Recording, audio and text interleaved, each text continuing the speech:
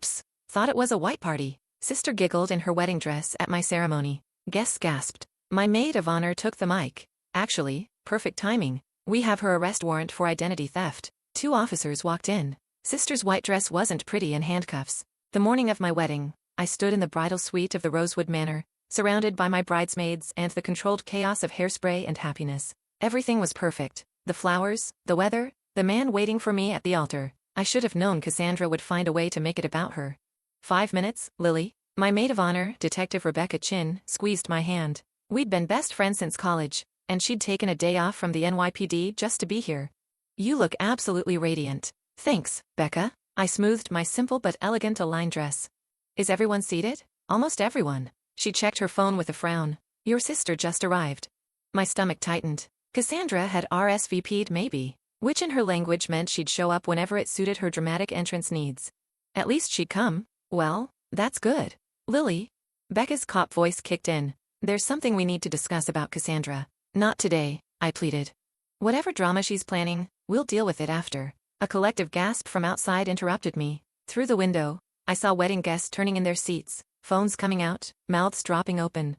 What's happening? I rushed to the window, my bridesmaids crowding behind me. There, strutting down the garden path like it was her personal runway, was Cassandra, in a wedding dress. Not just any wedding dress, a massive, pearl-encrusted ball gown with a cathedral train that made mine look like a sundress. Oops. Thought it was a white party. Sister giggled in her wedding dress at my ceremony, her voice carrying across the garden. She twirled, making sure every angle was captured by the horrified guests' cameras. Guests gasped. My elderly Aunt Helen clutched her pearls. My future mother-in-law's face went purple. The photographer, thinking this was planned, started snapping pictures. That absolute. I couldn't even finish. My hands shook as I watched my sister blow kisses to the crowd, her bleached smile wider than her fake eyelash span. Don't go out there, Becca said firmly. Let me handle this. Handle what? She's already ruined everything. Look at her. Cassandra had reached the altar where my fiancé James stood frozen in shock. She actually curtsied to him before taking a seat in the front row, my parents' row, spreading her massive skirt across 3 chairs. My maid of honor took the mic from the wedding singer who'd been preparing for my entrance. Becca's bridesmaid dress looked incongruous with her cop stance, but her voice carried authority. Ladies and gentlemen, I apologize for the interruption. Before we proceed with Lily's ceremony, we have an unexpected matter to address. Cassandra stood up, clearly thinking this was her moment. Oh, how sweet. Yes, I should say something about my baby sister. Actually, perfect timing. We have her arrest warrant for identity theft. The garden went silent except for the sound of Cassandra's cathedral train rustling in the breeze. What? Her giggle turned brittle. Is this some kind of joke? 2 officers walked in through the garden gates. I recognized them, Becca's colleagues, Officers Martinez and Thompson. They moved with purpose toward the altar. Cassandra Marie Brennan, Officer Martinez announced. You're under arrest for identity theft, credit fraud, and felony forgery. Sister's white dress wasn't pretty in handcuffs. The pearls caught the light as her arms were pulled behind her back, the expensive fabric bunching awkwardly. This is insane, she shrieked. It's my sister's wedding. You can't. Ma'am, you have the right to remain silent, Officer Thompson continued the Miranda rights as guests filmed with a mixture of horror and fascination. I stood frozen at the window, watching my wedding turn into an episode of Cops. Becca, what's going on? She turned to me, her expression soft but determined. Remember when you asked me to be your maid of honor, and I said I needed to tell you something about Cassandra? This is it. I've been investigating her for months. Investigating? For what? Your identity, Lily. She's been using your social security number, opening credit cards, taking out loans. The fraud department flagged it when she tried to finance a Mercedes last month using your information. My legs went weak. She what? $37,000 in debt under your name. 3 credit cards maxed out. A personal loan for a vacation to Bali she posted all over Instagram. Becca held my shoulders. I wanted to tell you sooner, but we needed solid evidence. The warrant came through yesterday. Through the window, I watched Cassandra being led away, her train dragging in the grass. It's her fault, she screamed. Lily always had everything. The perfect grades, the perfect man, the perfect life. I deserved something too. My mother had stood up, looking between her daughters. One in handcuffs, one in a wedding dress. Cassandra, what have you done? What I had to do. Tears streamed down Cassandra's face, mascara creating black rivers. Do you know what it's like being the pretty one with nothing else? Lily got the brains, the career, the man who actually loves her. All I ever got was at least you're beautiful. So you stole my identity? I had moved to the doorway, unable to stay hidden any longer. Everyone turned. There I stood, the actual bride, watching my sister's arrest at my own wedding. You wouldn't even notice. Cassandra spat. You make good money. You could afford it. But me? I'm drowning in student loans for a degree I couldn't finish. Working retail, watching you live the life I wanted. I would have helped you, I said quietly. All you had to do was ask. I don't want your help. I wanted what you had. Just once. So you decided to wear a wedding dress to my wedding? The absurdity hit me. How does that connect to identity theft? Becca stepped forward. The dress was bought with a credit card in your name. $12,000 from Kleinfeld. She was going to max it out one last time before fleeing. We found plane tickets to Costa Rica. One way. Purchased with my credit card, I finished. Cassandra lifted her chin defiantly. It was perfect. Come to your wedding, make a scene, have everyone looking at me for once, then disappear. You'd be so busy with your honeymoon you wouldn't notice until I was gone. Except you didn't count on my maid of honor being a detective. I didn't know she was a cop when I started, Cassandra wailed. By then it was too late. Officers Martinez and Thompson began moving her toward the police car parked outside the garden. The wedding guests parted like the Red Sea. Phone still recording. Wait, I called out. Everyone froze. I walked down the garden path.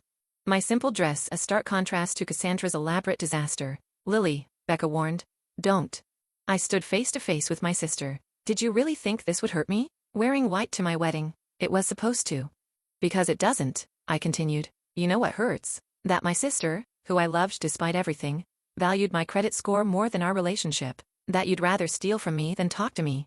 That you'd rather go to prison than go to therapy. Her defiance cracked. I just wanted to be me. I know. You've wanted it our whole lives. But here's the thing, Cass. Being me means working 2 jobs through college. It means studying while you partied. It means choosing James over the flashy guys you always said were more exciting. It means building credit instead of destroying it. I'm sorry, she whispered. No, you're not. You're sorry you got caught. I stepped back. Officers, take her away. As the police car pulled away with my sister in the back, I turned to face my wedding guests. A sea of shocked faces stared back at me. Well, I said into Becca's offered microphone, that's not how I planned to start my wedding day. Nervous laughter rippled through the crowd. But if my sister taught me anything, it's that you can't control other people's choices. You can only control how you respond. I looked at James, still standing at the altar, his face full of love and concern. And I choose to marry the man I love, surrounded by people who actually care about us. So if everyone could please return to their seats, I'd like to have my wedding now. The guests erupted in applause. My mother hugged me, crying, I'm so sorry, sweetheart. I had no idea. I know, Mom. We'll deal with it later. Today, I'm getting married. Becca walked me back to the bridal suite. Are you sure you're okay? You know what? I am. I reapplied my lipstick with steady hands. She's been a cloud over every happy moment of my life. Every achievement, every milestone. She found a way to make it about her. But not today. Today, she removed herself from my life in the most permanent way possible. Identity theft is a serious crime. She's looking at real time. Good. Maybe she'll finally have to face herself instead of trying to steal someone else. The wedding that followed was perfect in its imperfection. Sure, everyone would remember it as the wedding where the bride's sister got arrested. But they'd also remember the vows James and I wrote, the way he cried when he saw me walking down the aisle, the speech my father gave about choosing love over bitterness. The reception was lighter without Cassandra's energy-sucking presence. Becca's maid of honor speech brought down the house. When Lily asked me to be her maid of honor, she said, I need someone who'll have my back no matter what. Little did she know I'd take that literally. She raised her champagne. To Lily and James, may your marriage be filled with love, laughter, and significantly less identity theft than your wedding. 6 months later, I sat in a courtroom as Cassandra was sentenced to 18 months in prison and ordered to pay full restitution. She looked smaller in her orange jumpsuit, the dramatic makeup replaced by dark circles. Do you have anything to say to your victim? The judge asked. Cassandra looked at me. I'm sorry I wasn't the sister you deserved. I'm sorry too, I replied. But maybe now you can become her. As I left the courthouse, James took my hand. Any regrets? Just one, I admitted. I can't return that $12,000 dress she bought. Apparently, prisoner transport isn't great for preserving wedding gowns. He laughed. We'll donate it. Some bride out there needs a dress with a story. What kind of story? How about, this dress once belonged to a woman who learned that you can't steal someone else's happiness, no matter how pretty you look trying. I smiled. That's a good story, but I like ours better. What's ours? 2 people who chose each other, even when chaos tried to tear them apart. Who learned that the best revenge against someone trying to steal your joy is to simply keep living it. And we did. Without credit card debt, without family drama, and definitely without anyone else wearing white to our anniversary parties. Though Becca did joke about bringing handcuffs to our vow renewal, just in case.